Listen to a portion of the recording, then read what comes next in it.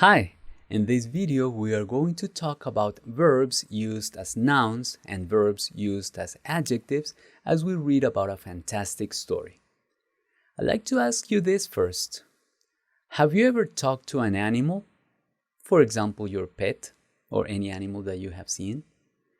And now, have you felt that they talk back to you?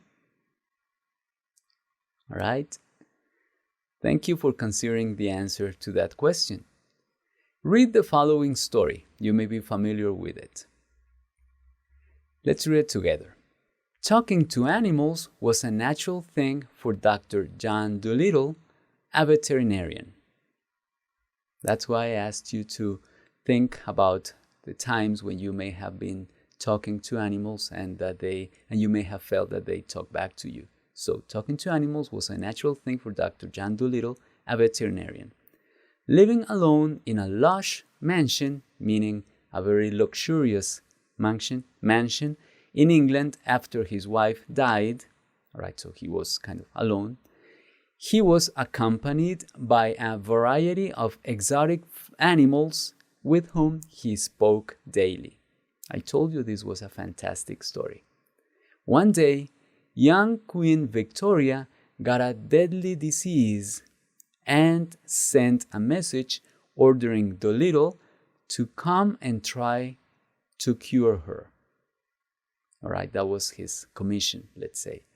After being persuaded by Polynesia the macaw to go out into the world again, he and his much valued animal friends went on an epic adventure to a mythical island to find the cure.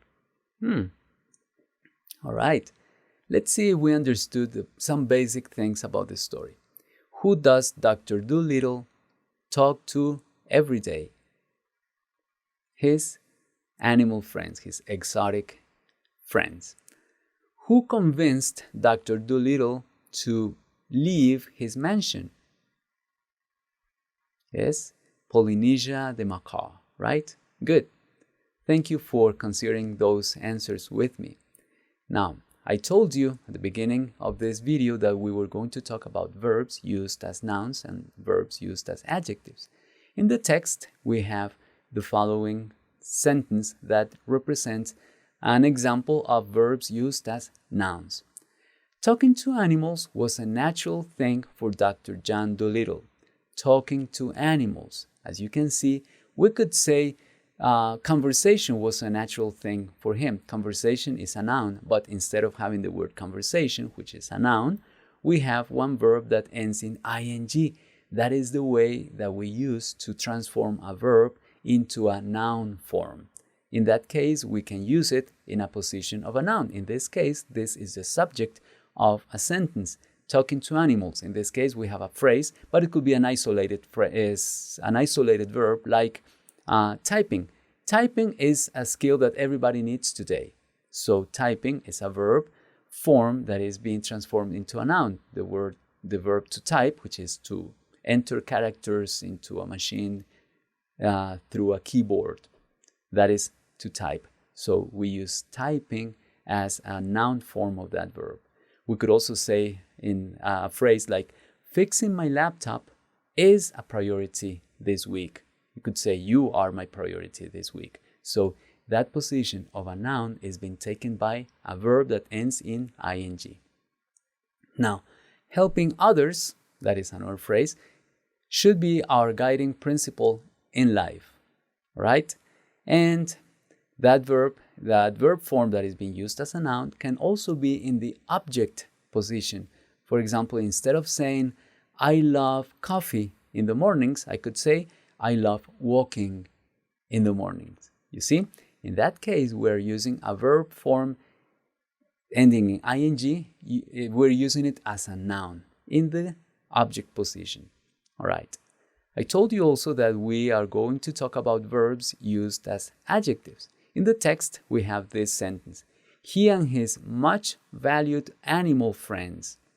Much valued animal friends. We can see that the verb value has been transformed into valued which is the past participle form, and in that way we are using that verb as an adjective.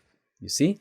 So valued comes from the verb to value, and in that case we're using it to define some characteristics of some nouns. In that case, we're talking about the animal friends. The friends, what kind of friends? They're animal friends. What kind of animal friends? Valued animal friends. And we have an adverb there with that adjective. Much valued friends. So we are using a verb as an adjective. All right? So the sentence goes, went on an epic adventure. All right? But we can have those verbs and ending in ing also as adjectives. For example, in the sentence, he was awakened by a surprising visitor. Surprising is a visitor that surprises you. That ing form added to a verb converts that verb into an adjective. May, that's one of the uses of ing. You may remember that. And that what it implies is that the visitor is performing the action of surprising. So who is surprising you? The visitor. So by a surprising visitor. Or if that verb surprise ends in ed, it means if we are using the past participle form, it means that that visitor is receiving the action, or that noun is receiving the action of surprising. In that case, for example, if we say the surprised man got up immediately, we're saying that something surprised the man. So that is the main difference between verbs that end in ing and verbs that end in ed or are using the past participle form when they are used as adjectives. One performs the action and the other receives the action. So ing, performing the action. All right? So that is how we can use verbs as adjectives or as nouns. I would like for you to practice this by completing the following activity. Write 5 sentences about your relationship with animals. I put it there, your relationship with animals, meaning what you think about animals in general. All right? So it's not that you have relationships with animals. What if you don't have a pet? You don't have a close relationship with animals, but in general, what you think about animals. All right? Because that is the topic of the story that we are reading about. Including the verbs from the word bank used as nouns and as adjectives. I am helping you here, giving you some verbs. The verb care, to take care of something. To groom, to make it nice. Yes. To comb, to wash, that is to groom an animal, for example.